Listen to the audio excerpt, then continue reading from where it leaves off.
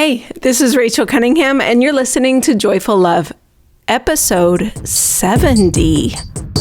If you're ready to bring joy and connection back to your marriage, stick around. Each week, I give you the tools to up-level your thinking, open your heart, and bring joy and fun back to your relationship. Because it's not enough just to stay married. We want to love being married. We're in the last week of 2022, and I've been going back and forth between just laying on my couch and resting and watching Netflix, probably a little bit too much, I don't know, and spending time with my lovely family. I hope you're able to do the same this week. I hope you're able to squeeze in some much needed rest and recovery. I think this is such a perfect week after the holidays and right before the new year to just kind of really rest and recover before you get into the mode of, okay, what are we going to do with this new year, right? I think rest is a big part of allowing yourself to be inspired. So if you feel like the new year is coming and you're not ready to make goals or dream about the new year, that's okay. You don't have to force yourself to make any goals, right? I want you to just rest, right? Your body and your brain, if it's not ready to make those big goals, it just means you need some more rest. You need some more recovery before you ramp up again to be inspired.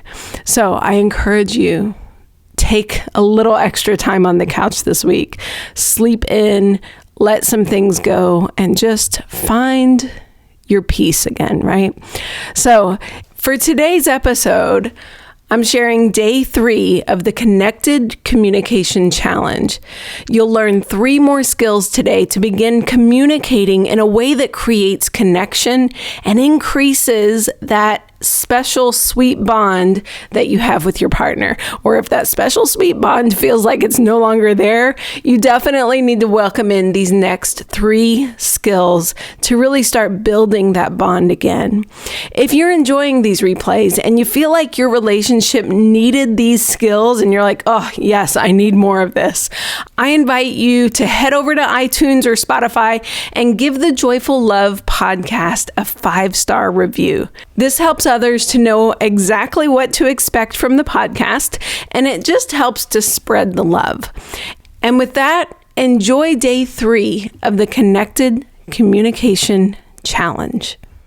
Welcome to day 3 of the Connected Communications Challenge. Today, we're going to jump right in because we're actually going to cover the next 3 skills of how to communicate in a way that connects your soul with your partners. The very last skill we're going to cover tomorrow is all about respecting your nervous system, your body, the way your nervous system responds to stress. We're going to talk all about that, of respecting that nervous system during conflict and during some of the most difficult conversations that you have in your relationship. That skill deserves an entire day all by itself. So today we're going to cover skills 4, 5, and 6. But first, let's just recap. Let's recap really quickly what skills 1, 2, and 3 were. If you haven't had the chance to watch 1 and 2, we're gonna just recap really quickly here, and then you can catch up, and then you can go back and watch those replays in detail.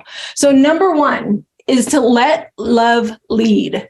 Remember that your worth is innate, and so is your partner's. There's nothing that you can do to get rid of your worthiness, and there's nothing that you can do to increase your worthiness. So you, exactly as you are, and your partner, exactly as they are worthy of love. You're both lovable exactly as you are. So let love for yourself and for your partner lead the way in your conversation. What would love do here? That's a great question to ask. How would love respond here? Those are 2 very simple questions that you can ask in the moment, in any situation. Okay, skill number 2 was to assume the best of yourself and your partner. You are on the same team and you're both doing your best. And I want you to just assume that.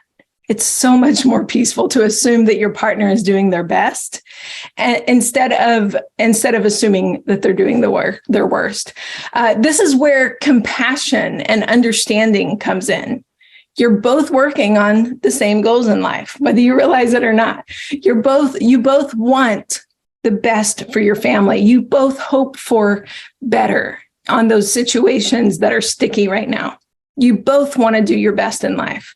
Neither of you is trying to harm the other, right? So assume that your partner cares. Assume that they care deeply. And even on the things that they're messing up on every day, even on the things that they're forgetting and not doing super well, assume that they want to change as well. And also that, when they know better, they'll do better. Right. One thing that I did not talk about yesterday that I want to just cover briefly here is that trust, that big word, trust, is a great thing to welcome in for skill number 2 as well. When you assume the best, you trust that your partner is working towards change too, even if you don't yet see it. Your partner wants that growth and to learn these things as well. Trust that. So the third skill was to get curious, getting curious about why your partner thinks the way they do. How can you understand them more? How is your partner's experience in life different than yours? What is their perspective and why? Some of the, great things to dig a little deeper and to let your partner know that you want to know more about them. Some of the ways that you can do that is to just tell them, to say, hey, tell me more about that. I don't understand completely what you're talking about. Tell me more. I want to understand more about this issue and the way you think about it, right? So let's get curious. Let's learn about each other. Let's explore deeper reasons than just blaming and criticizing each other for the issues that you're working on. Okay. So that's a quick overview. Number 4 is to bring clarity. Bring as much clarity as possible in your communication. Don't expect your partner to read your mind. Don't think that you can read your partner's mind, right? We are not in the business of being mind readers. That would be super fun if we could actually do it, except not really. I would actually hate that. I would be like, wait a second, I don't want to know what's everything that's in your mind. But we know that it's not possible to read each other's minds. Yet we often think we can, and we assume we can. And because we desperately wish this were true, so many important things go unsaid or misunderstood. And this can lead to a lot of hurt feelings in your relationship. This happens in so many situations, from thinking that your partner should know what kind of gift that you want, right? So they should get me better gifts, to bigger things like wishing that your partner would instigate sex or not instigate sex, right? Because they should know exactly what you want and when you want it. Instead of wishing your partner could read your mind or trying to read your partner's mind, you want to welcome as much clarity as possible in your communication. Effective communication that is clear, concise, and transparent is the best way to avoid those deeper frustrations of assuming. I had a client last year who told me, she came to one of our first calls and she told me, I just keep hinting over and over that I want sex. I'm in the mood. And I tell him like, I'm going upstairs, I'm going to bed now. And he'll just say, okay, good night. And I, as her coach, said, and she said, well, he just stayed on the couch playing video games. I asked her, I was like, well, did you tell him that you're in the mood for a sexy rendezvous? Did you say, hey, you want to join me? I'm in the mood. And she was like, no, I just thought he should get the hint. And, she was like, if I say I'm going to bed in a slightly flirty way, he should know. And I said, I asked her, how's that working for you? And she was like, it's not. She was like, I keep repeating the same thing over and over, and it's not working. And I said, get clear. Bring clarity to this situation. This is an easy fix, right? And sometimes our brains want to hold us back and keep it hard. We don't know what her husband's brain has been trying to figure out all day. His brain may need clarity in this situation, and it might not mean anything negative about him. He may be guessing all day at work of what to do, or guessing what your 2-year-old wants and needs. And by the end of the day, he just doesn't want to do any more guesswork, right? So his brain kind of shuts that down and says, I'm not going to guess anymore today, right? His brain doesn't even want to try. So get clear on what you want so that you can actually have a chance of getting what you want. Communication gets muddy when partners expect each other to pick up on hints and innuendos and messages that are veiled. So this goes for chores and homework too, not just sexy times, right? It goes for every situation. Get clear, bring clarity to the communication.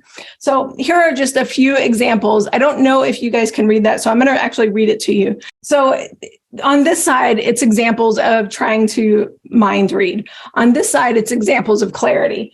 Mind reading is, they should get me better gifts.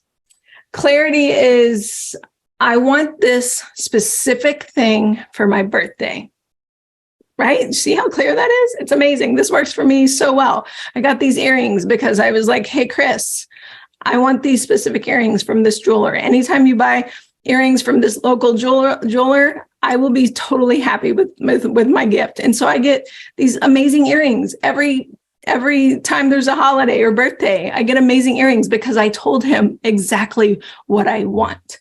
So, and then mind reading, another example is, he should ravage me, right? He should get home and want to ravage me. That's what I want. Or he should instigate sex more. Clarity is, I'm in the mood, babe. Are you? Right? Get clear. If you want sex, get clear, right? It doesn't have to be rocket science. It doesn't have to be, oh, I don't know how to initiate. I don't know how to make this happen. You can just be very clear and say, I'm in the mood for sex. Are you? Come on, let's do this, right?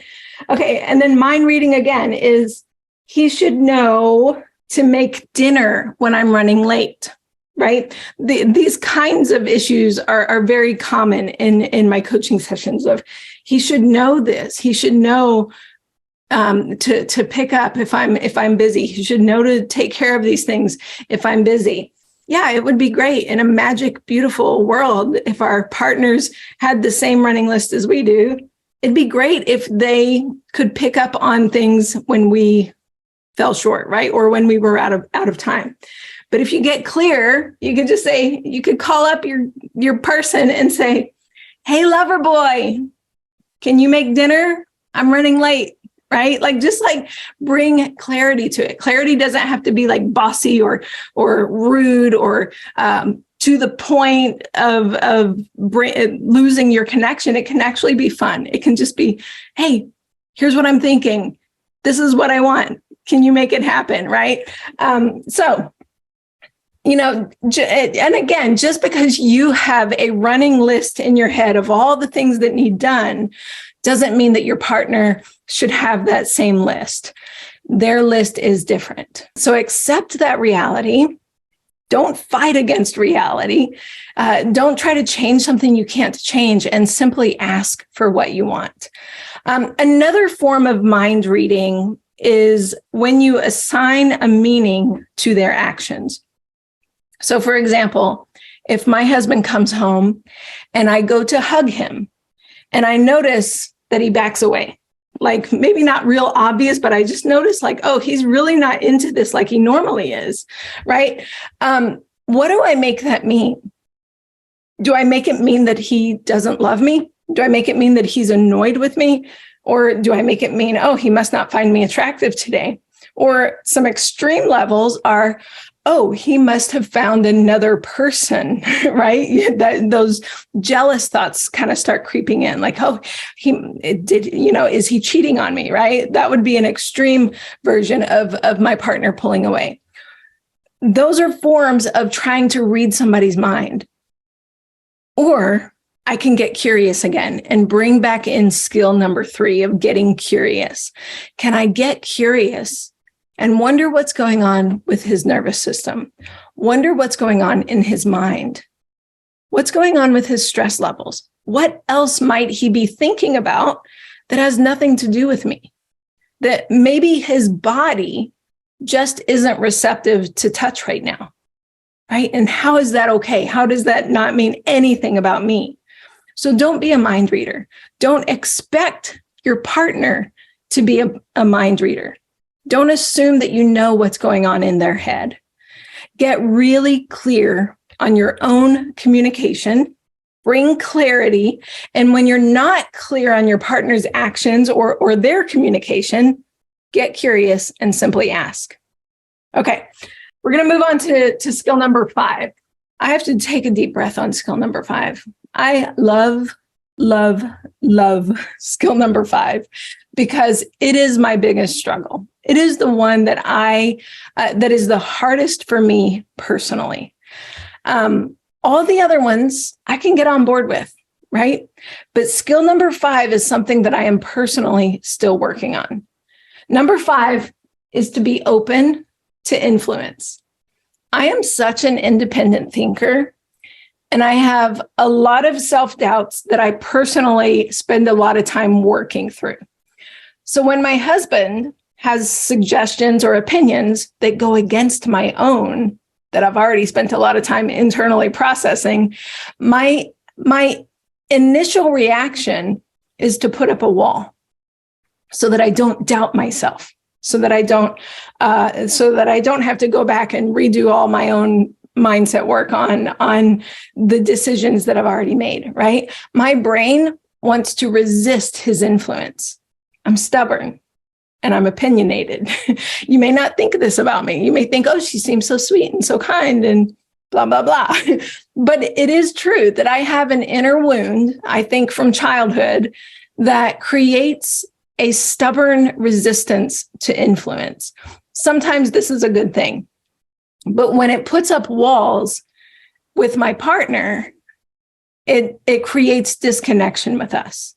So if I continued to shun the influence of my husband, if I did not work on healing this wound and being open to influence and open to his opinions and open to his ideas, it would send a message that I don't trust him and that I don't value his opinions.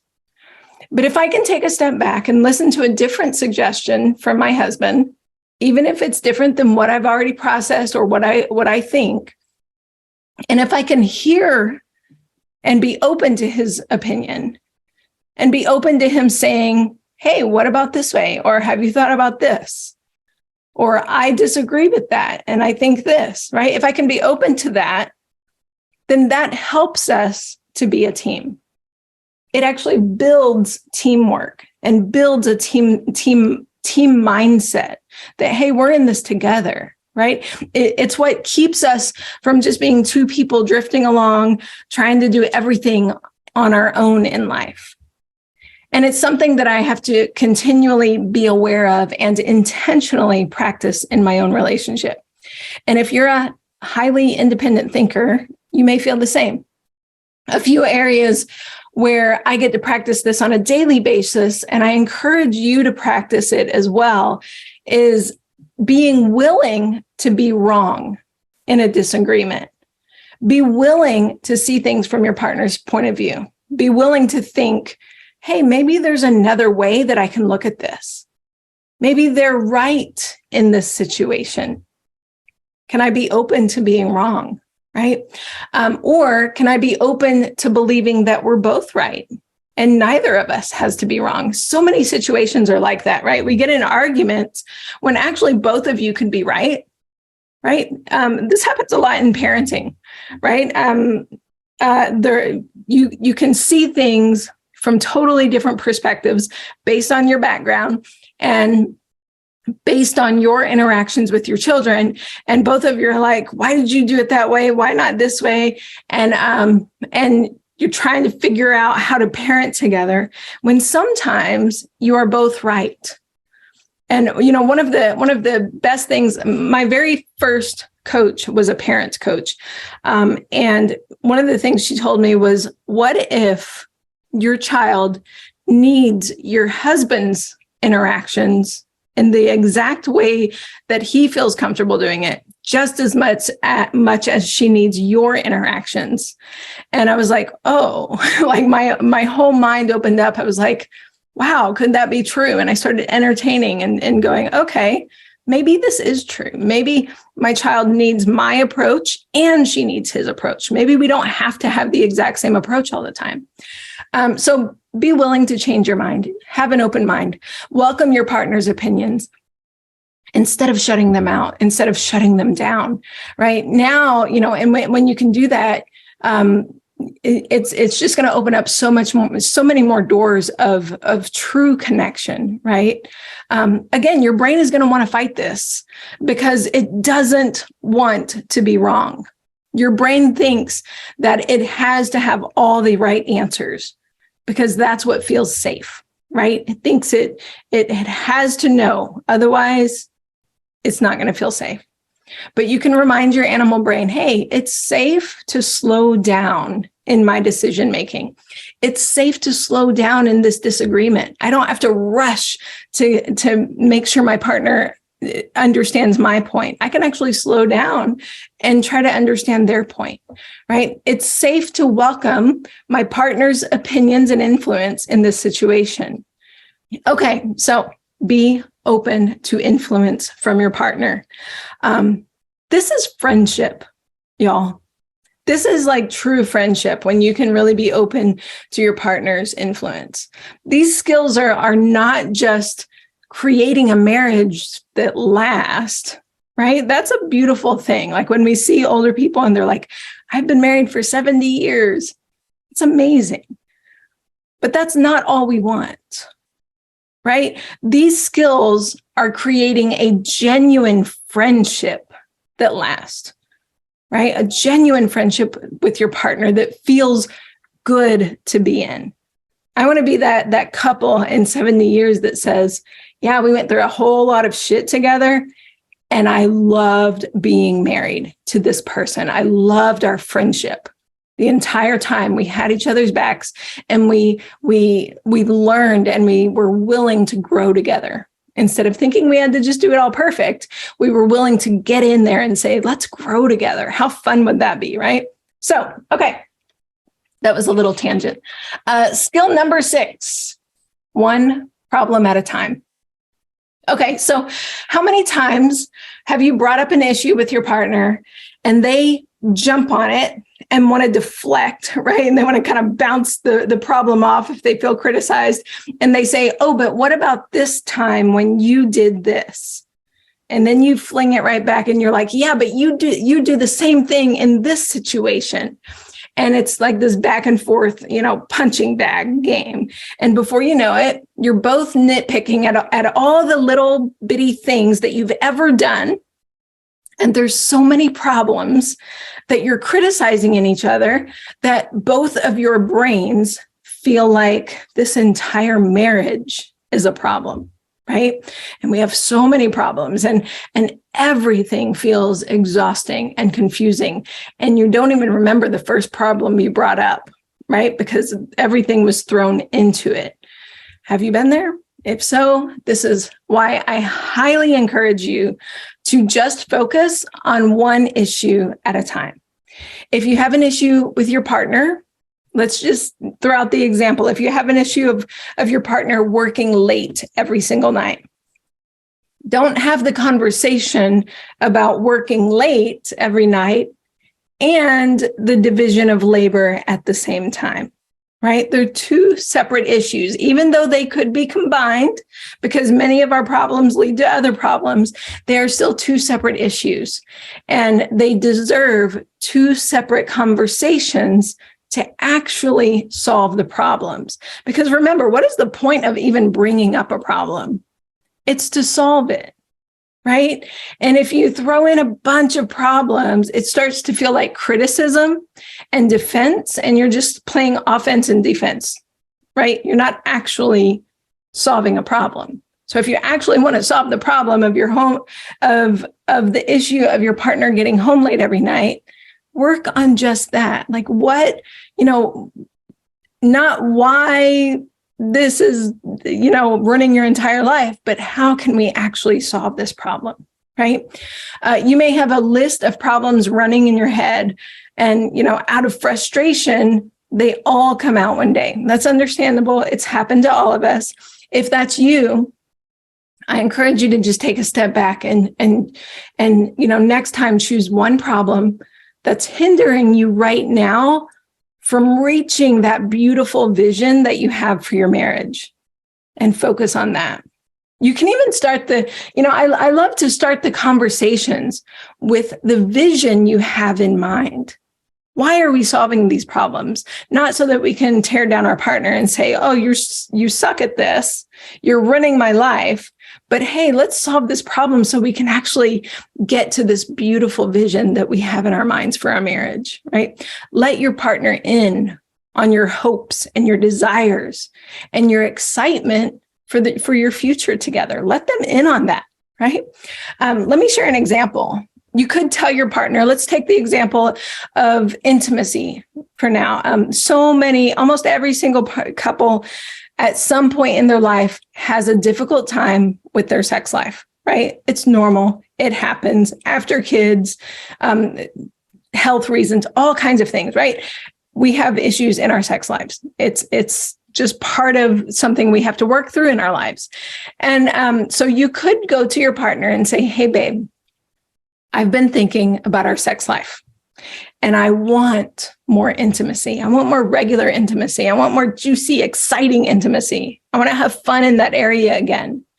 But one of the things holding me back right now is that I'm so tired at night. My body, my mind, it just feels so physically drained that I can't even think to, have a good time with you, right? I can't even process it. So I've been thinking, if we could get the kids' bedtime routine done quicker, it might really help things.